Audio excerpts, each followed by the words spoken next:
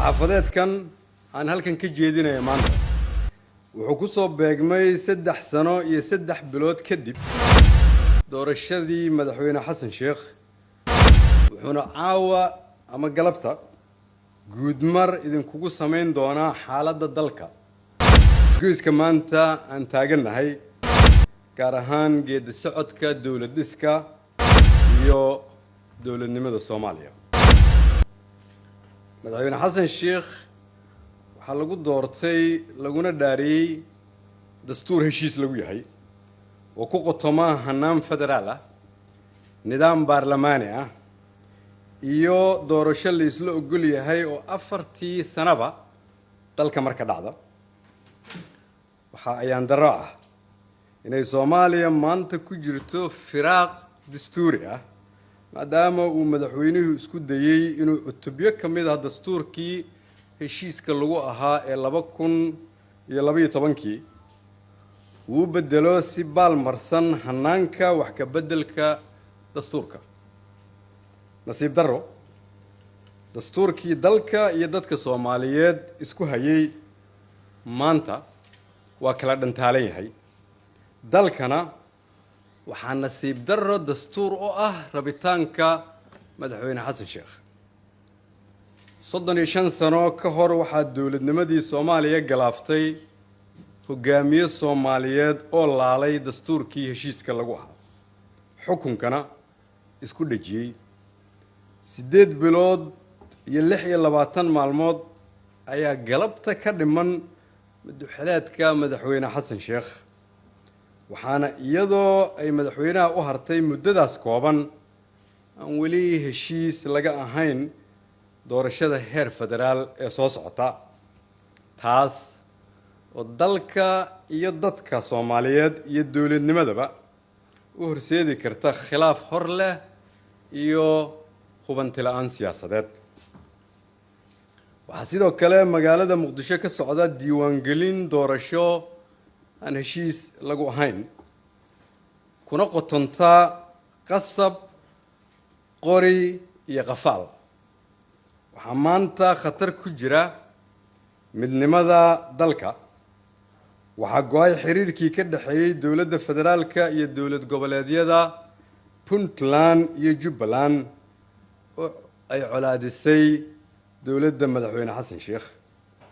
taas oo nasiib daro horseeday kala irdhow siyaasadeed khilaaf hor leh halisna ku ah dalka iyo geedi socodka dowladnimada gaar ahaan isku haynta iyo midnimada ummadda Soomaaliyeed waxaa qaybo kamid ah gobolada dalka maanta ka aloosan xasarado iyo colaado ay ka wado dowladda madaxweyne xasan sheekh waxaana ayaan daro ah in askar Soomaaliyeed oo loo carbiyay ilaalinta nabadgelyada iyo la dagaalanka khawaarijta ay iyagu dhexdooda maanta dagaalamayaan dhufaysna ay isugu jiraan gaar ahaan gobolka Gedo waxaa maanta sidoo kale xaalad adag ku jira ganacsiyada iyo dhaqaalaha dalka waxaa haawanaya suuqyada ganacsiga waxaana dalka dibaddiisa maalgashiyo ku sameynaya ganacsatada Soomaaliyeed oo hantidooda kala cararaya duruufaha qalafsan ee dowladda hadda jirta dalka ka abuurtay waxaa xusid mudan in nidaamka dowladda hadda jira oo uu hormuud ka yahay madaxweyne xasan sheekh in nidaamka ay dalka ku hogaaminayaan awgeed inay dadkii Soomaaliyeed ka sii hayaamayaan dalka ay u guurayaan dalal shisheeye halka ay dhalinyaradii Soomaaliyeed badaha ku la'anayaan iyagoo raadinaya nolol iyo rajo ka duwan tan caawa ka jirta magaalada Muqdisho madaxweyne xasan sheekh waxaa xilka lagu aaminay iyadoo degmo waax iyo xaafad kasta oo ka tirsan caasimadda dalka ay dowladdu ku leedahay dhul dan guud ah waxaa musiibo qaran ah in madaxweynaha dalku uu maanta si suuq madow ah ku iibinayo dhulkii danta guud qoray caaradiisna ku barakicinaya shacabkii danyarta ahaa ee ku noolaa dhulalkaas waxaana xusid mudan in dhulkii danta guud lagu sii ballaarinayo dhul ay leeyihiin dad shacab ah awoodda dowladnimadana lagu boobo dhul ay dadweynaha Soomaaliyeed u haystaan lahaansho sharci ah dhinaca beesha caalamka dowladda Soomaaliyeed waxay ku tiirsan tahay kab iyo kaalmo caalami ah miisaaniyadda dowladda waxaa 67% bixiya deeq bixiyaasha caalamka waxaana ku noolnahay duni aan go'aanada loo gaarin sidii loo gaari jiray isbeddello waaweyn oo mudan in si xilkasnimo leh loola falgalana waxay ka socdaan caalamka iyo gobolka aan ku noolnahay waxaa sidaas daraaddeed ilaa hadda la baadi goobayaa quusna laga taagan yahay dhaqaalihii lagu bixin lahaa ciidamada nabad ilaalinta ee loo qoondeeyay Soomaaliya maadaama uu musuqmaasuq iyo habdhaqanka dowladda hadda jirta ee hogaamiyay madaxweyne xasan sheekh ay horseedeen inay dunidu ka sii aamin baxayaan dowladnimada Soomaaliya waxaa sidoo kale xusid mudan in mashaariicdii horumarineed ee hay'adaha caalamiga ah u qoondeeyeen Soomaaliya ay badankood fulintoodii fashilmeen maadaama aanay dowladdu lahayn karti iyo hufnaan ay ku fuliso taasoo horseeday in lacag nus bilyan dollar ah ku dhow ay dib ugu noqoto deeq bixiyaasha caalamiga ah walaalayaal dalkeenna iyo dadkeenna laxjeclo badan ayaa naga haysa waana damqinaysaa lamana aqbali karo inaan maalin walba aragno hooyo Soomaaliyeed oo danyar ah oo madaxweyne xasan sheekh ka barakicinayo dhulkii ay ku nooleen waana damqinaysaa lamana aqbali karo inaan maalin walba aragno dhulkii danta guud oo lagu xaraashayo suuqa madow lagana saarayo diiwaanka hantida qaranka sidoo kalena la boobayo dhul ay leeyihiin muwaadiniin Soomaaliyeed iyadoo loo xoog sheeganayo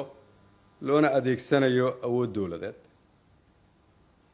waana damqinaysaa lamana aqbali karo in argagixisadu la wareegto dhul aan ku weynay halyeeye qaran halka ay dowladduna ku mashquulsan tahay in dhulkii danta guud ay kala wareegto shacab tabaalaysan oo ay shacabkaas ugu badan yihiin qoysaska ciidamada dalka difaacaya habeen iyo maalin waa taageersannahay shaqada ay wadaan ciidamadu waa ku kalsoonnahay wanaagooda iyo shaqada ay hayaan waana ku garag taagannahay ummadda Soomaaliyeedna haddii Ilaahay yiraahdo way ka guuleysan doontaa cadowga khawaarijta ah waana damqinaysaa lamana aqbali karo inaan aragno askartii dowladda ee loo carbiyey ilaalinta nabadgelyada shacabka iyo la dagaalanka khawaarijta oo loo adeegsanayo barakicinta danyarta aynoo furumo uga jiraan xaafadaha iyo suuqyada caasimadda dalka waana damqinaysaa lamana aqbali karo inaan aragno askartii qaranka oo ku dagaalamaysa iskuna leynaysa deegaano nabad ah si ay madaxda dowladdu ugu gaarto dana gaar ah iyo damac siyaasadeed waana damqinaysaa lamana aqbali karo inaan aragno ganacsatadii dalka oo hantidooda kala hayaamaysa Soomaaliya qoysas badanna ay ka haajirayaan dalka dhalinyaradii Soomaaliyeedna iyagoo quus ah ay naftooda ku biimeynayaan badaha waana damqinaysaa lamana aqbali karo inaan aragno askartii dowladda oo suuqyada xaafadaha iyo wadooyinka ka qafaalaysa shacabka si ay qasab iyo qoray caaradii dadweynaha Soomaaliyeed ee ku dhaqan magaalada Muqdisho ugu diiwaan geliyaan waana damqinaysaa lamana aqbali karo in la kala dhantaalo midnimada dalka lana abuuro tafaraaruq iyo khilaaf hor leh oo lagu kala geynayo ummadda Soomaaliyeed iyo wadajirkeeda waana damqinaysaa lamana aqbali karo in dhaqankii dawladnimada Soomaaliyeed loo rogo yaa xoog leh dawladana ku xiran dawladnimaduna ay isu xuub siibanayso musuqmaasuq harkaha goostay ugu dambeyntii waxaan leeyahay madaxweynaha wixii aan annaga iyo adiga innagoo halkan aan taaganahay hadda anigu taaganahay wadajir wada taagan aan dalkan horay ugu qaadi weynay kana diidnay madaxweynihii adiga ka horeeyay adigana laga yeeli maayo ee u tur dalka dhulka dhig talada si dalka Soomaaliyeed iyo dadkaba